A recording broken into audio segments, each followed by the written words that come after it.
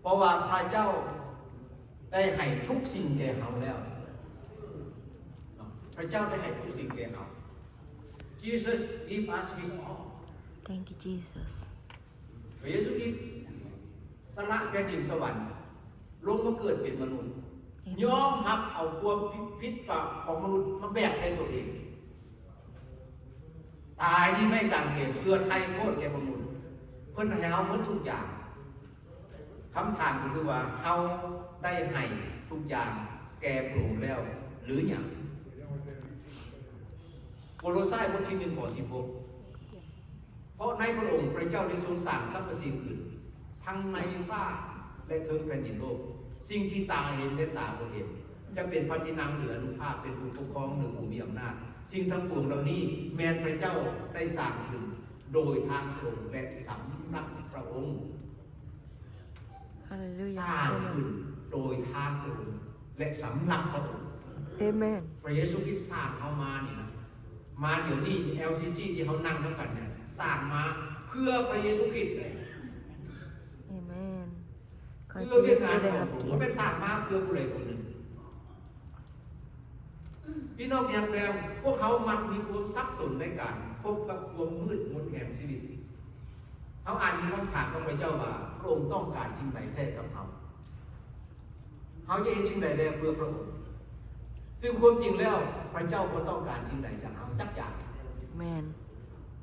เพราะเพิ่นเป็นพระเจ้า Amen. ในเวลาคุณสร้างโลกคนมีแต่ว่าซื่อๆมีแสงสว่างเกิดขึ้น Amen. เอาเฉพาะพระเจ้าต้องการเขาขัดขาดเขาเลยเซตพระเจ้านะบ่มี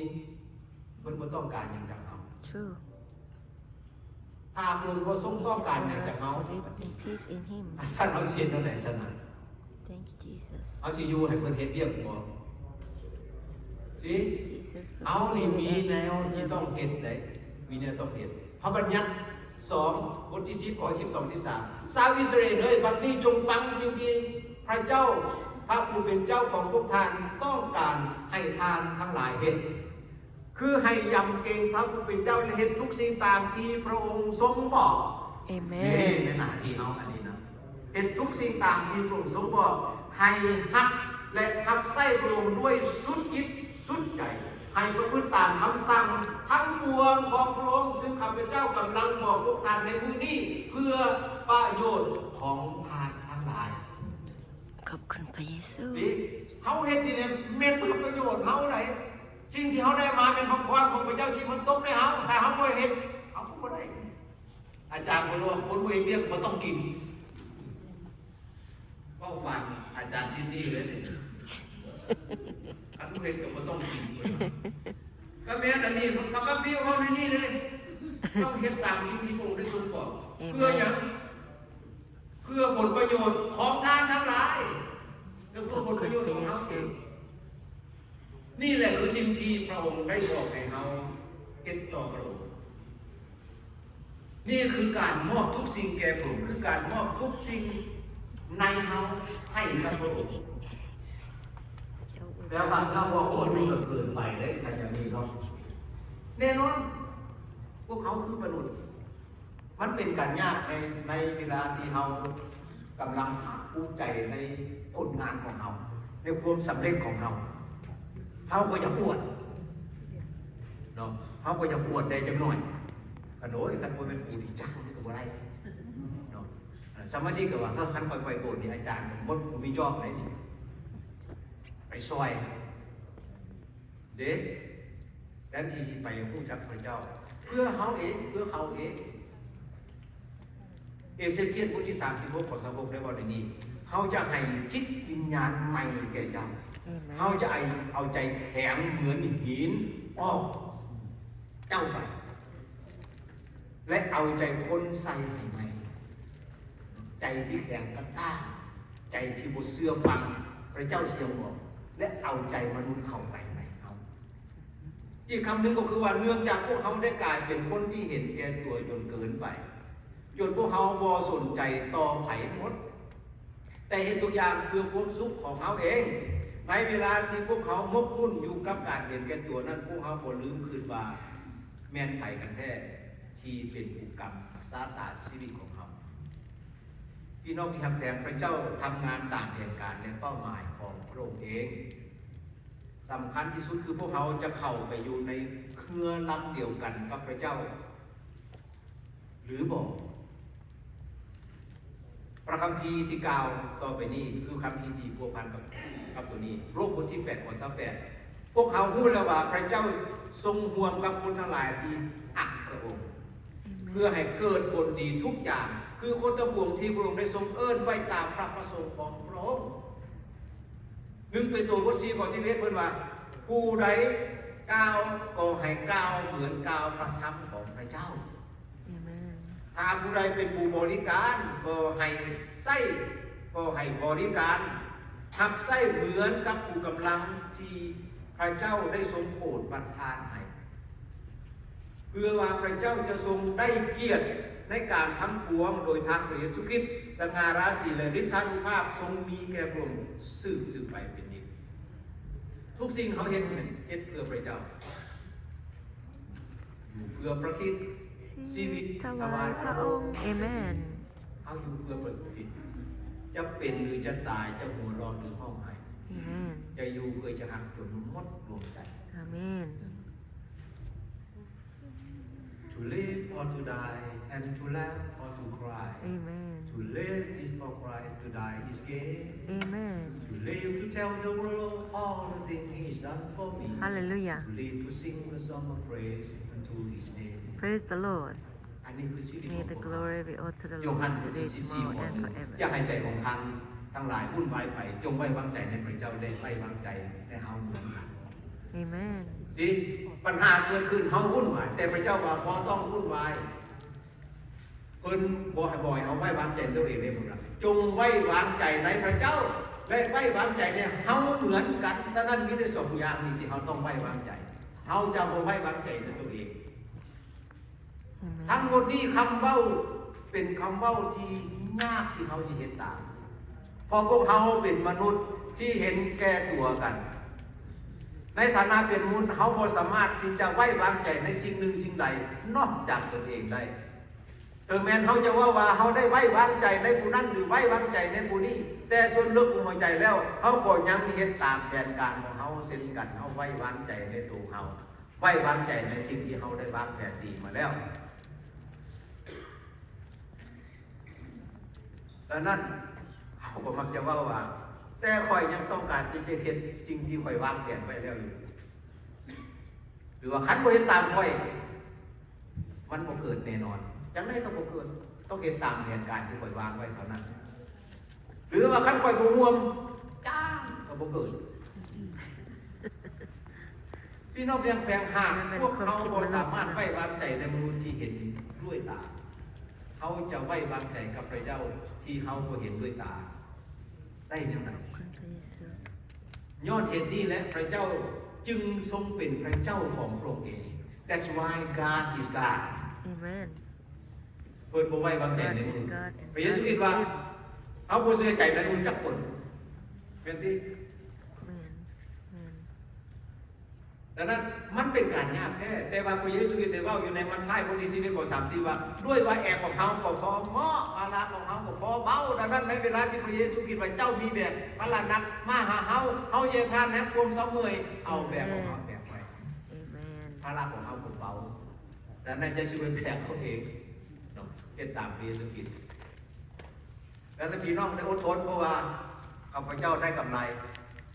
แต่พี่น้องอดทนและพี่น้องที่ได้กำไรต่อไปAmen ยังอีกเกือบครึ่งชั่วโมง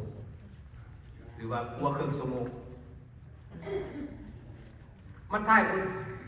บทที่ชีวิตของ3สิได้ว่าแอบของเขาบ่พอเหมาะแต่ภาระของเขาบ่พอเบาพี่น้องยังแบกอีกเทื่อนึงในการทำงานทุกสิ่งของเราพระเยซูคริสต์ทรงบอกให้เราวางไว้วางใจในพระองค์อย่างครบถ้วนบ่มีข้อสงสัยอาเมนถึงแม้เป็นการยากแต่เราบ่จำเป็นต้องเห็นเพราะว่าสุดท้ายแล้วเราบ่สามารถคอนโทรลเราเองได้เมื่อก่อนข้าพเจ้าได้ไป ER กับพี่น้องเพราะว่าเลือดขึ้นสูงได้ emergency ได้เอาโรงแรมได้ไป เขาคอนโทรลบ่ได้โอ้เจ้าบัวอธิษฐานโอ้ยอธิษฐานเดี๋ยวสิ่งมันเกิดมันก็ต้องเกิดสิ่งมันเกิดมันก็ต้องเกิดแต่มันเกิดแล้วพระเจ้ามีวงหมอไว้สำหรับคนเจ็บที่จะไปคุณเป็นคนบ่ดีแล้วคนดีๆแล้วก็ไปดีวงหมอบ่มีแล้วนะเขาเจ็บเขาก็คอนายวันๆคนก็มาไปคนก็เช็คทุกอย่างคือว่า everything good look good ดังนั้นคันพูดแล้วมันก็พูดเลยเนาะดังนั้นขอบคุณพระเจ้าเฮาแก้ไขบ่ได้พี่น้องเฮาเฮ็ดหยังบ่ได้เพราะว่าเฮาบ่เป็นผู้กำโชคชะตาชีวิตของเฮาแต่พระเจ้าผู้เดียวเป็นผู้บัญชาชีวิตของเฮาดังนั้นพระเจ้าให้เฮาอยู่เฮาต้องอยู่พระเจ้าให้เฮาไปเฮาต้องไปแบบใดเป็นเรื่องของพระเจ้าบ่เป็นเรื่องของเฮาเพราะว่าเฮาเกิดมาเพราะพระเจ้าสร้างมาเนี่ยนะพระเจ้าให้เฮาให้มือเกิดและก็มือรับสำหรับเฮาพร้อมในเวลาที่เฮามาดังนั้นเขาต้องรีแลกซ์พี่น้องฟิลิปโปบทที่3ข้อ18 19เพิ่นว่าเพราะว่ามีหลายคนดำเนินชีวิตเป็นศัตรูต่อไม้กางเขนซึ่งเฮาได้บอกเรื่องนี้แก่พวกเจ้าทั้งหลายแล้วในบัดนี้ยังบอกพวกเจ้าอีกด้วยน้ำตาไหลอาจารย์ก็รู้กันสำคัญปลายทางของคนเหล่านั้นคือคนจิบหายพระของเขาคือท่องของเขาเองเขายกเอาการที่น่าอับอายขึ้นมาโอ้อวดเขาสนใจในวัตถุฝ่ายโลกแต่พี่น้องถึงยากกว่าในก็ตามในพระคัมภีร์ได้ให้คำตอบเขาดังนี้2 ทิโมธีบท 2 ข้อ 3จงห่วงทุกข์ด้วยกันเหมือนเป็นทหารที่ดีของพระเยซูคริสต์ทหารในเวลาที่เข้าสงครามแล้วก็ตายเขาก็เบิ่งกันไหนเขาบ่ปากันเขาบ่ทิ่มกันไหนและโนวันและพี่ให้บ่แม่นบ่ก็ถือบ่นี้แม่นเรียนว่าผมพาคนเดียวคนหนึ่งไปแต่สงครามโลกครั้งที่1กูยังมีกระดูกอยู่อเมริกายังติดตามเอามาได้ดังนั้นเราต้องอดทนเหมือนเป็นทหารที่ดีของพระเยซูคริสต์2 ทิโมธีบท 2 ข้อ 12ถ้าพวกเขาเพียรอดทนเอาพวกเขาก็จะได้เสวยราชร่วมกับพระองค์เหมือนกันถ้าพวกเขาปฏิเสธพระองค์ก็ปฏิเสธเราเหมือนกันง่ายเอาปฏิเสธพระเยซูคริสต์กับปฏิเสธเราก็แค่นั้นเองแต่ให้เขาหักพระเยซูคริสต์ให้เป็นทหารที่เตรียมพร้อมเข้าสนามรบอยู่เสมออาเมนขอบคุณพระเจ้าพวกเขาจำเป็นต้องตัดสินใจด้วยตนเองพี่น้องซึ่งพระเจ้าให้สิทธิเสรีภาพแก่เขาแล้วเขาแต่ละคนตัดสินใจเองว่าเขาจะตัดสินใจเลือกพระองค์หรือบอกท่านโยซูได้กล่าวดังนี้ในพระธรรมโยซูบทที่24ข้อ15เป็นว่า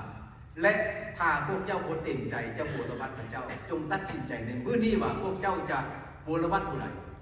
จะบูรวัตพระซึ่งเป็นบรรพบุรุษของพวกเจ้าบูรวัตที่บูรวัตอยู่ในท้องถิ่นภาคตะวันออกของแม่น้ำเอฟรัตหรือพระของคนอาโมริตในแผ่นดินซึ่งพวกเจ้าอาศัยอยู่นี้แต่ส่วนข้าพเจ้าและครอบครัวของข้าพเจ้าจะบูรวัตพระผู้เป็นเจ้าดังนั้นก็จำเป็นต้องมาอื่นเขาไปใส่เขาก็ต้องเอาพระเยซูคริสต์อยู่ในข้าพเจ้าหยิบไปได้ทุกหม่องกุฏิที่เหยียบดินวัดข้าพเจ้าก็เหยียบไปโน่นนอนมีเทือนหนึ่งที่ข้าพเจ้าไปมีคริสเตียนคนหนึ่งเขาบอกอยู่ที่ใดนอกเพราะว่าข้าน้อยนี่โอยยอมเหยียบของวัดเด็ดขาดว่าเป็นดินที่สกปรกเปื้อนเปื้อนมีพระพร้อมนี่นะฮะแล้วคำถามที่ข้าพเจ้าถามเพราะว่าเขาสอนทุกคนว่าพระเจ้าทรงสร้างโลกแผ่นดินทุกวันนี่พระเจ้าสร้างแม่นบ่แม่นพระเจ้าสร้างทุกสิ่งแม่นบ่แม่นดินวัดมันท่านว่ามารสร้างคือพระเจ้าสร้างผู้กับพระเจ้าสร้างเอาถึงเจ้าเป็นลูกพระเจ้ายังบกล้าเจ้าขี้เดียดขี้ดินตอนนั้นล่ะเป็นยังเจ้าจังคอยเกียรติสันดินตอนนั้นที่พระเจ้าสร้างบกล้างานออกไปมันมีปัญหาเจ้าลูกพระเจ้านะเจ้าญางไปได้ทุกหม่องอาเมนเพราะว่าเป็นแผ่นดินของพระบิดาของเขาพระองค์ได้ทรงสร้างมาพระองค์ทรงให้ฤทธิ์อำนาจของเขาถ้าเขามัดสิ่งไหนในโลกมันจะมัดในสวรรค์ถ้าเขาปล่อยสิ่งในโลกมันจะปล่อยในสวรรค์มีอำนาจวันนั้นพวกกล้ายางก็ไปแผ่นดินน้อยเดียวนึง ประธานก็จะเป็นนกน้ำเขาจะไปข้ามไปจะไปเสือในสิ่งที่เขาเห็นเจ้ายานเข้าไปเจ้าน้ำแสงสว่างเขาพี่น้องแดงๆขย้อนเอาพระเยซูคริสต์พอขึ้นคือเฮาเปิดจะมาในโลกนี้หาพระเยซูคริสต์ขึ้นชั้นนะเฮารู้พระองค์จักคนเฮาบ่รอดจักคนเพราะว่าโลกนี้เต็มไปด้วยความผิดความบาป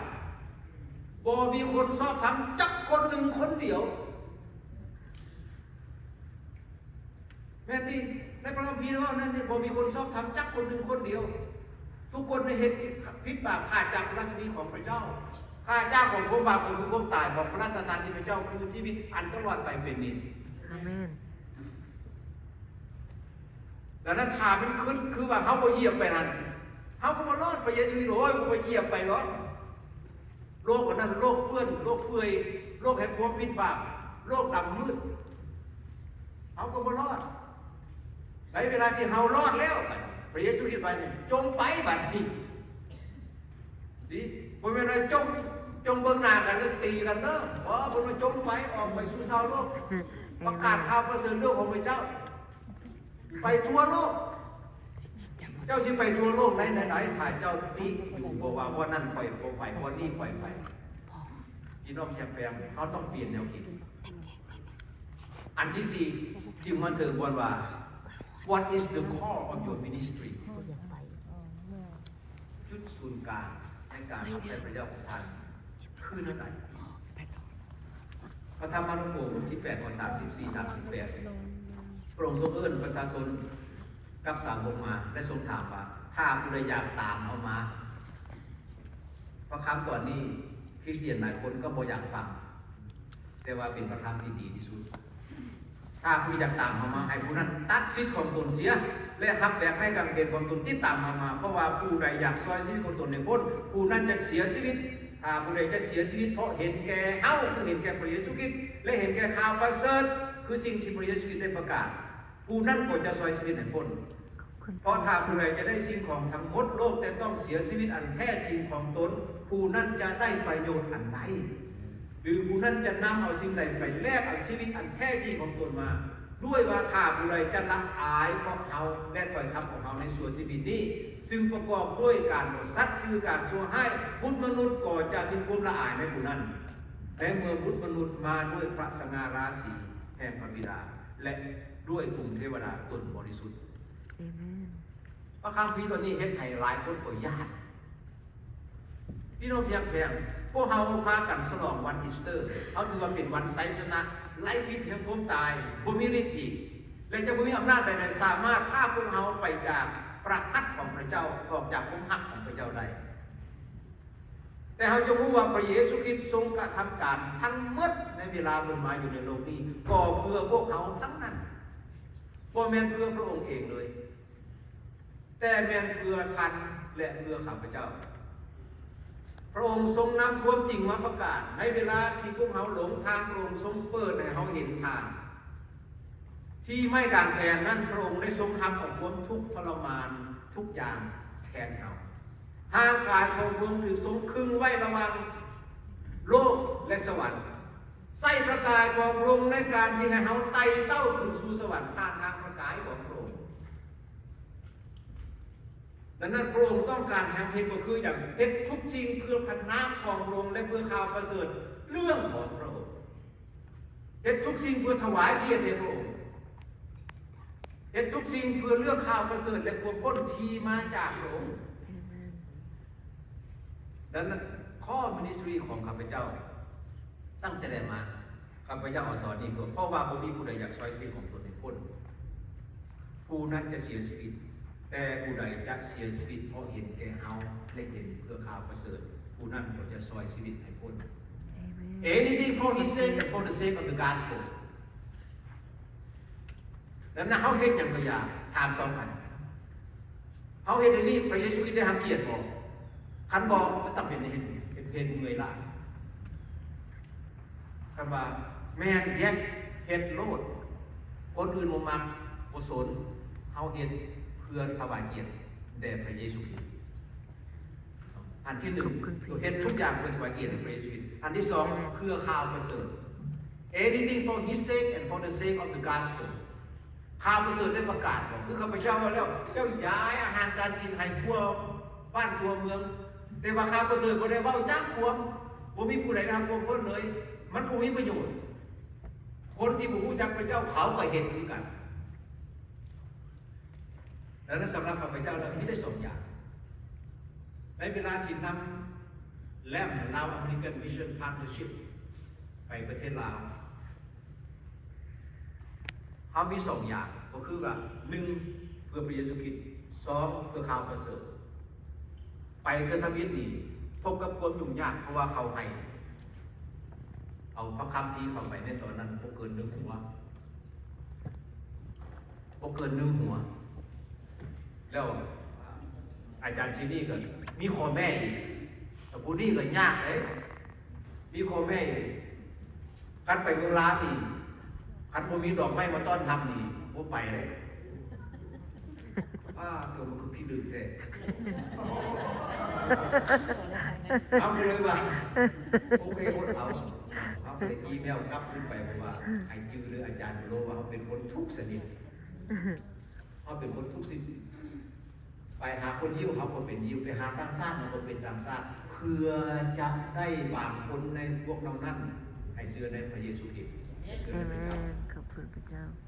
วันนี้จะได้วันนี้วันเขาที่อธิษฐานดิไปอธิษฐานมันเนอะวันกินข้าวก็รับตาไปตามมันแล้วก็กินมันต้องเมาอย่างมัด ขอบคุณ เพราะว่าอย่างข้าพเจ้าเว้าเรียกว่า you are the walking Bible เอเมน เจ้าไม่ต้องถือก็ได้พึ่งคัมภีร์นะผมมีอย่างทาชีวิตของเจ้าก็เป็นชีวิตที่พระเยซูคริสต์ได้มอบให้เจ้าดำรงอยู่เพราะเจ้าคือตัวแทนของพระเยซูคริสต์ you are the ambassador of Jesus Christ in this world you don't need to bring your gospel because you are the walking Bible เอเมน you are the living Bible praise the Lord และในเวลาไปฮอดแล้วว่าลงยนต์ปุ๊บมีดอกไม้มาเขาก็เอาบุกเก้ดอกไม้มาโดนอยู่ปากประตูยนต์เลยพิ้วมาเลยเอาอาจารย์ซีดีข้าพเจ้าเป็นประธานแต่บุญยอมเอาให้ด้วยเพราะว่าคนแบบนั้นนี่ท่านบ่มีดอกไม้มานี่บ่ออกไปเด็ดขาดได้ดอกไม้นี่แล้วก็ไปต้อนรับคาปากก็เลยว่าเพิ่นบอกมาเรื่อยๆพระเจ้าเขายิ่งใหญ่เขาผมพูดเลย อาจารย์สิริ ในเวลานั้น นักขับยนต์ ไป ได้ ทำงานแล้วก็อธิษฐาน เป็นทหารขับยนต์ได้ เขาก็อธิษฐานวันนี้เดินทางไปบางเวียงเพิ่นก็เปิดเพลงให้เราฟังวันนี้ภรรยากับพระเจ้าก็บอกโอ้ยขอร้องเพลงบทจากเพลง2 เพลงได้บ่อาจารย์เพราะว่าเพิ่นเป็นด็อกเตอร์เลยด็อกเตอร์สมมุติเลยตอนนั้นเพิ่นเป็นอันนั้นดีเรคเตอร์ของวงโมเสสแล้วเพิ่นก็ร้องก็ร้องทางนี้ก็เอารถเลี้ยงน้องผมเท่าไหร่ก็เต็มตะทานเอาไปเจ้าเงินตาสิทองให้น้าก็เต็มอิ่มเลยแต่เราตบมือน้ำมันบอกโอ้มีความหมายดีได้ดีน้องรอบเพลงนี้รอบเพลงลุงใจรอบเพลงอย่าง2 3แล้วสุดท้ายก็ไปฮอดคนโค้งไปนั่งกินเฟอแล้วก็ภรรยาของพระเจ้าไปนั่งโต๊ะหนึ่งคนที่ไปน้ำมันนะพวกเนิร์ดพวกอย่างพวกหมอนไปกินน้ำเป็นก่อน ขอบคุณพระเจ้าขอบคุณพระเจ้าเอเมน ดีพี่น้องเป็นพวกเขาไม่ต้องมานี่นะครับนี่บ่เอาสนใจนะคนถามเจ้าน่ะมันเป็นอะไรสิไปฮอดมาเวียงเจ้าเมืองขามต้อนน้ำน้องวันนี้เขาบอกว่าอาจารย์ชิ้นนี้เขาอธิษฐานพากันรับตาพอดีคนนายใหญ่คือว่าอาจารย์เจนเอาแห้งๆลูกเอาลูกสิเอาแท้วะเอาลูกแล้วสิเอาในแม่สนเอาอธิษฐาน ขอบคุณพระเจ้า มันทุกคนรับตาเขาอธิษฐานขอบคุณสำหรับอาหารการกิน เอเมน แม่ครัวแม่คือเขาอธิษฐานของพระพรพระเจ้าทุกมือที่มีส่วนที่ให้พระเจ้าได้รับพระพรจากองค์นั้นนี่อาเมน ขอบคุณพระ พา เจ้า นั่นมาพวก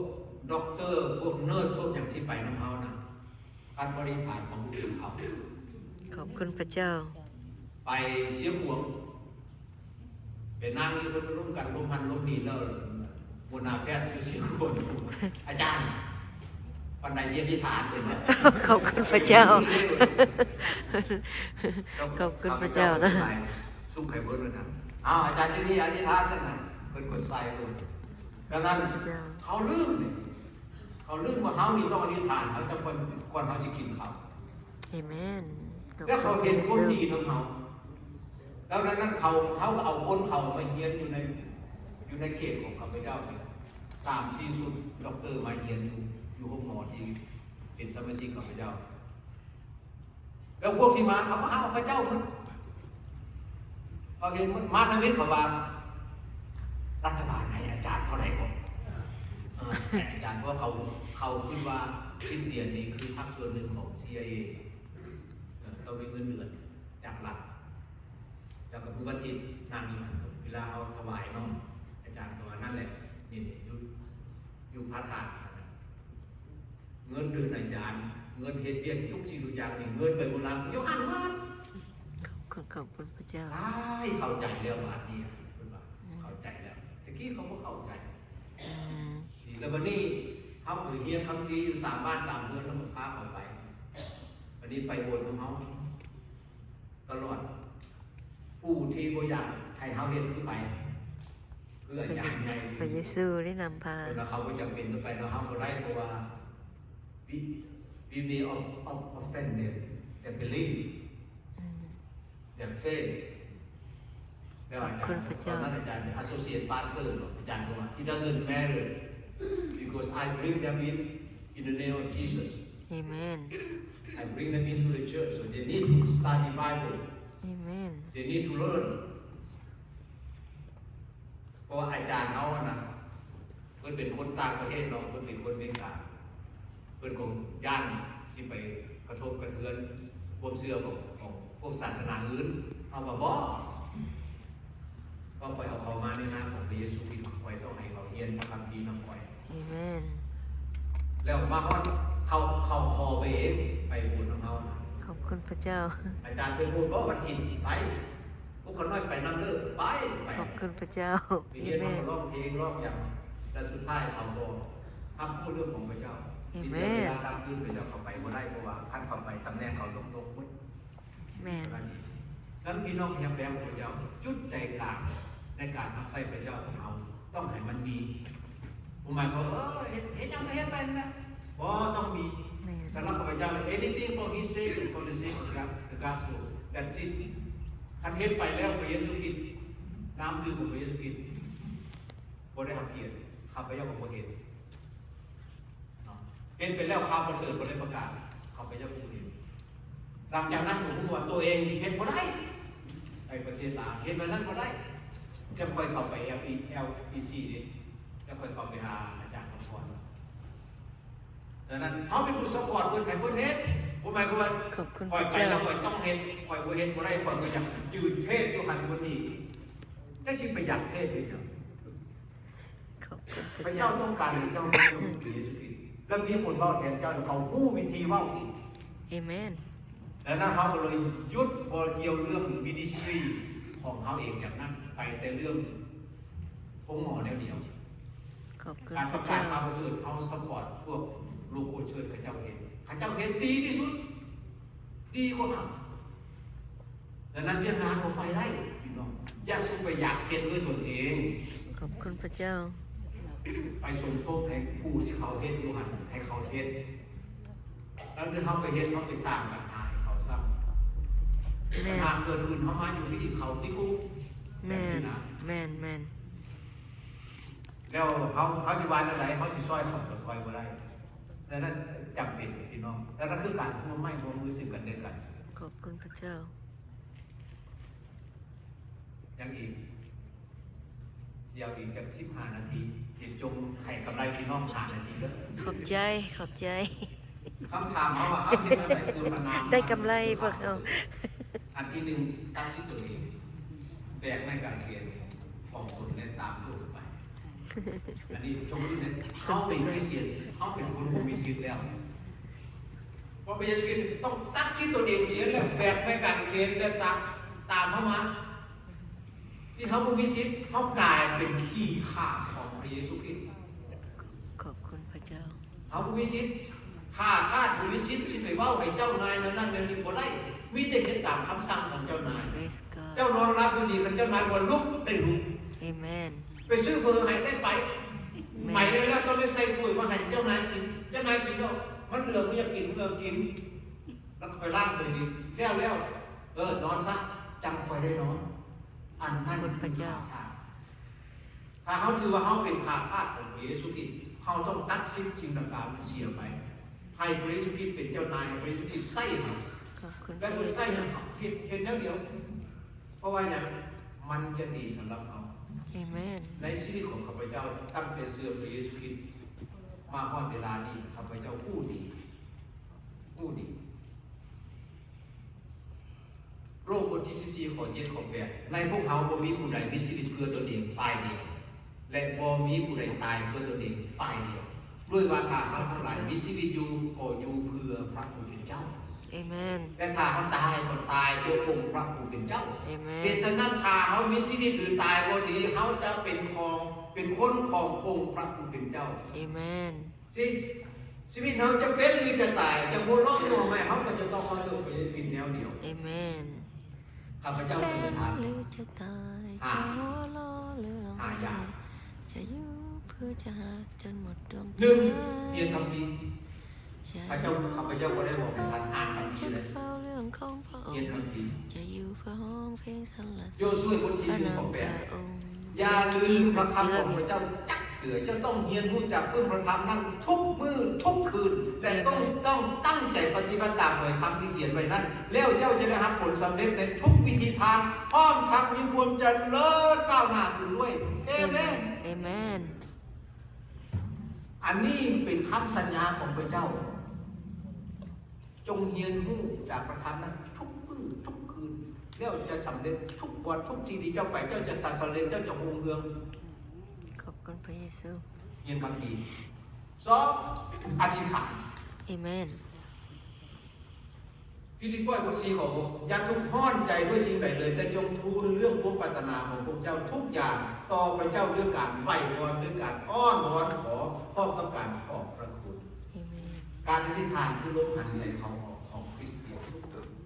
เขาเศร้าอธิษฐานเขาบดเศร้าหันใจถ้าเขาเศร้าหันใจเขาบดตามดังนั้นอธิษฐานอยู่บ่ขาดพี่น้อง Amen นอนบ่หลับร้องเพลงอธิษฐาน Amen เจ้าเช่นอะไรแต่กินยามันบ่หลับดิ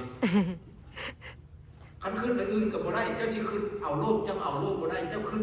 เปลี่ยนแปลงโลกจะก็เปลี่ยนแปลงบ่ได้ขึ้นกับพระเจ้าของเจ้าซะ Amen เขาพระเจ้าเห็นอันนั้นนี่บ่คือหนึ่งนี่คันรับมหาสมุทรก็ถือว่ามีแห่งหลาย ขอบคุณพระเจ้าน อกนั้นทำบ่หลับเขาก็ต้องร้องเพลง Amen พระเจ้ายิ่งใหญ่พระเจ้ายิ่งใหญ่อธิษฐานร่วมกับพระเจ้าร่วมกับพระเจ้าอันที่สาม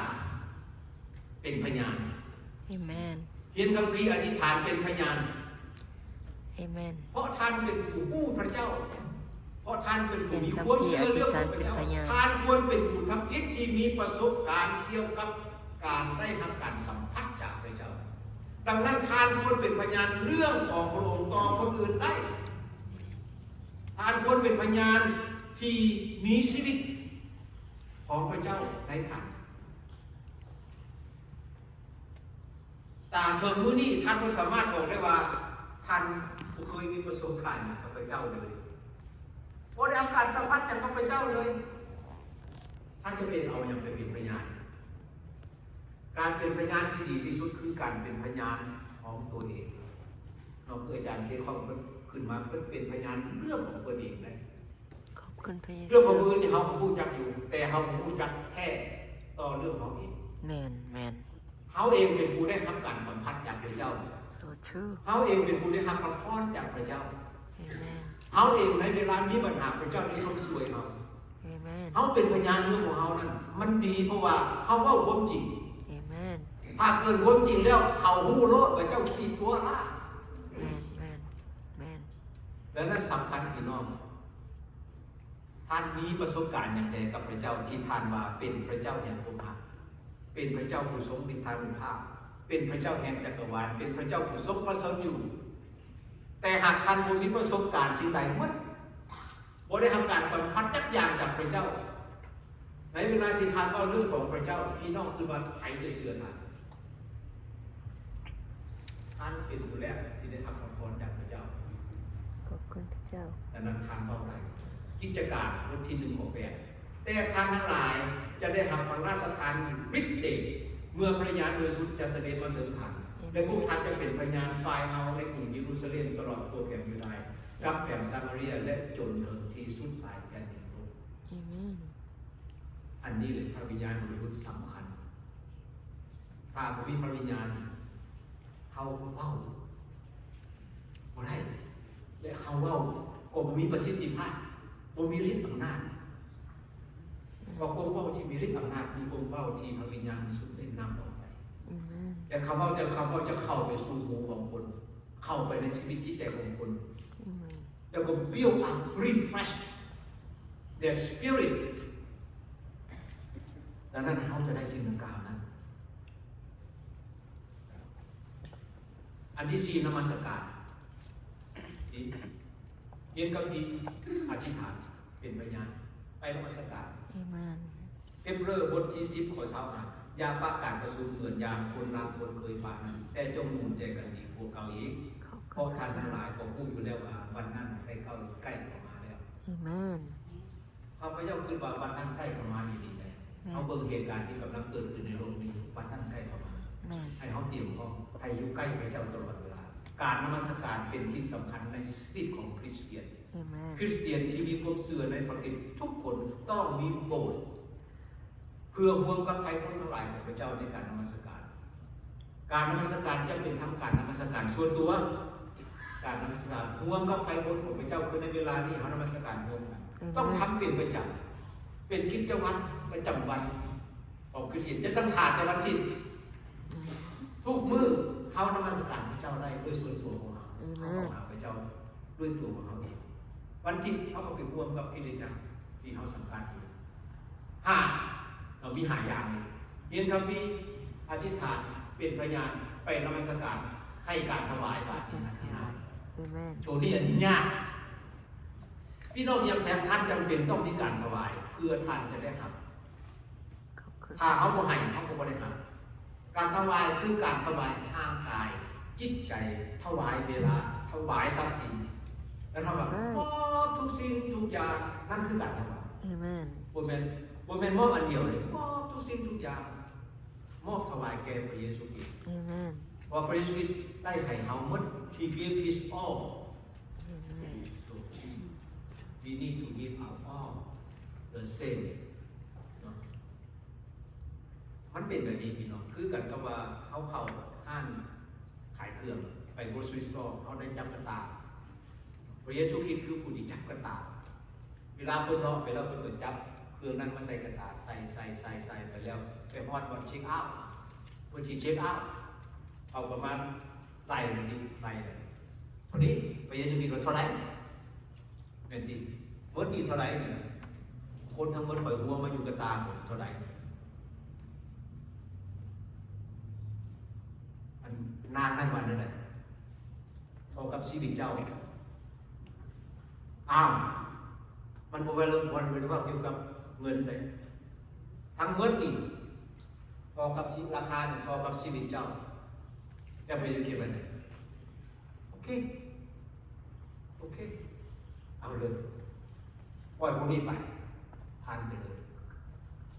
ดังนั้นพระเยซูคริสต์เฮ็ดให้เฮาเพิ่นถวายทุกสิ่งให้เฮา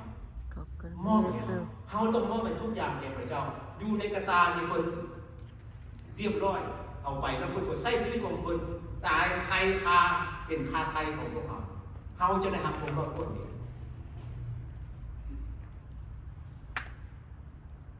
ดังนั้นสุดท้ายมาถึงสคล LCC what LCC should do กับเมืองเป้าหมายของ LCC คืออย่างหนึ่งอยากเห็นคนบาปกลับใจอันนี้ข้าพเจ้าเอาตัวเก่าๆตัวมันเรื่องตอนทำมิตร โดย อยากเห็นคนบาปกลับใจคริสเตียนเติบใหญ่ผู้ทำไส้เต็มแข็งและมีพลังคณะพอใจและพระเจ้าพอพระทัย ขอบคุณพระ ทั้ง เจ้า หมดคนบาปกับใจเตรียมเติมเต็มความใส่เข้มแข็งมีพลังคณะพอใจทุกสิ่งทุกอย่างนะเพื่อประโยชน์เดียวเพื่อพระเจ้าจะพอพระทัย เอเมน ผมแม่นเพื่อผู้ใดคนหนึ่งที่พอใจเลยแต่เพื่อพระเจ้าจะพอพระทัยอันนั้นคือเป้าหมายของสคลของ LCC ที่สร้างขึ้นมา ขอบคุณ วิธีบรรลุเนี่ยผมแม่นบ่มีวิธีเลย LCC มีวิธีที่จะบรรลุเป้าหมายนั้นคือหนึ่งผลิตอุปกรณ์สองสิ้นสอนผู้นำประกาศพระคำของพระเจ้าในตอนนั้นบอกว่าตั้งเป้าสร้างศูนย์กลางเราเป็นมาแต่เขามีศูนย์กลางแล้วเดี๋ยวนี้เขาไม่ได้ต้องผลิตอุปกรณ์ฝึกสอนผู้นำประกาศพระคำของพระเจ้าอย่างเดียว ขอบคุณพระเยซู แต่ละปีเขามาโหกันเขาแบ่งปันสิ่งที่ดีๆเพื่อกันเพื่อเขาจะนำอยู่ไปทำไส้ในกิจจักรของเขาสิ่งใดที่ไส้ได้เขาก็ไส้ แมน สิ่งใดบ่ไส้ได้อย่าสู้ไปตามนี้ แมน บ่ต้องไปตามนี้เพราะว่ากิจจักรอื่นเขาอาจจะเอาไปไส้ได้ แมน เนาะ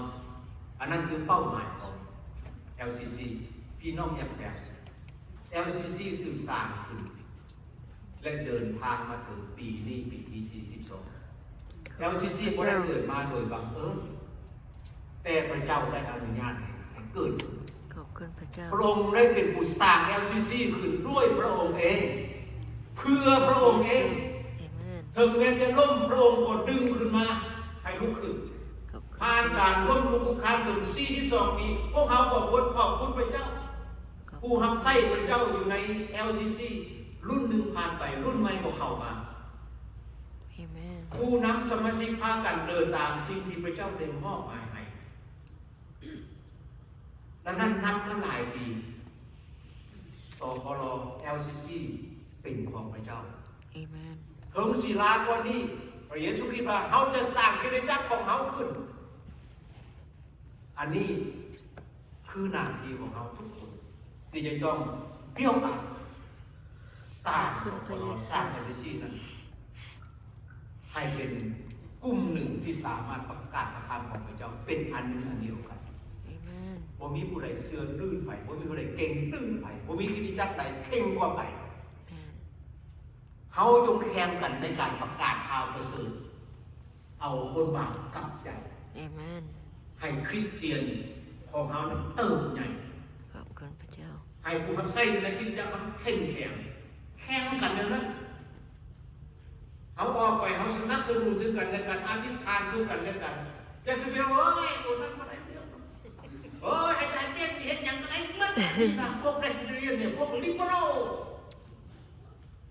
แล้วพระคำของพระเจ้าสิไปไสคำถามคือว่าเจ้าได้ให้ผู้ใดได้เกิดขึ้นในพระเจ้า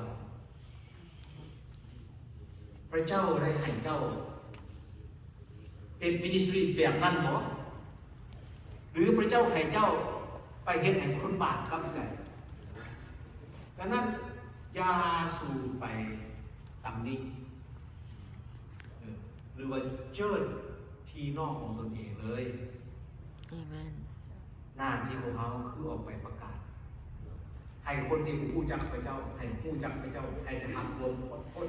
ดังนั้นพระคำที่ว่าหากคนบาปคนหนึ่งเข้าใจนี่นะพระเจ้าดีใจที่สุด จนว่าได้เห็นให้ได้เห็นพาดีอยู่ในแผ่นดินสวรรค์ต้อนรับเอาคนบาปคนหนึ่ง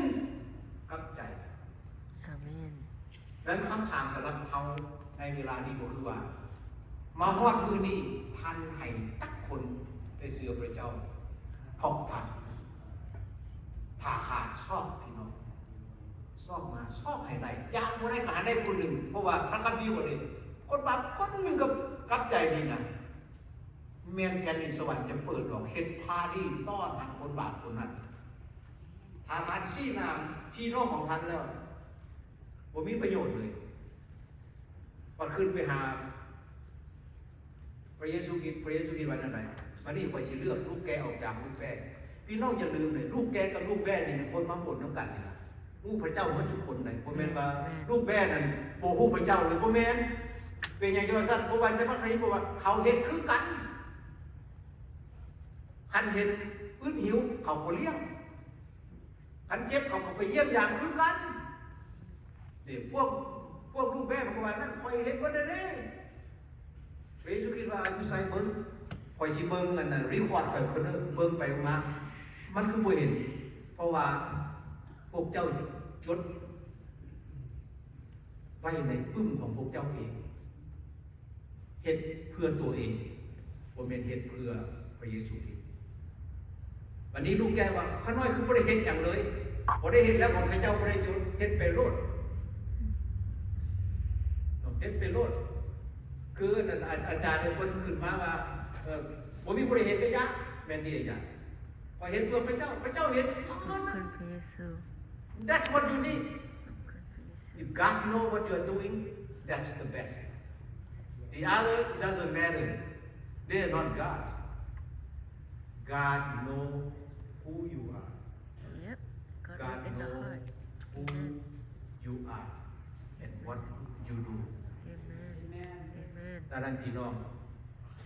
สุดท้ายข้าพเจ้าจะเอาคำสุดท้ายว่าสิให้กำไร2 นาทียังอีกนาทีหนึ่งโยช่วยบทที่ข้อ1ข้อ5ข้อ12 15แล้วก็ข้อ20ย้อนสนใจจะเสด็จมาใกล้เมืองเยริโกพี่น้องพูดเรื่องเมืองเยริโกเนาะเมืองเยริโกนี่นะเป็นเมืองที่แข็งแรงตีบ่ได้แต่พระเจ้าบอกว่าให้พาทหารย่างอ้อมไป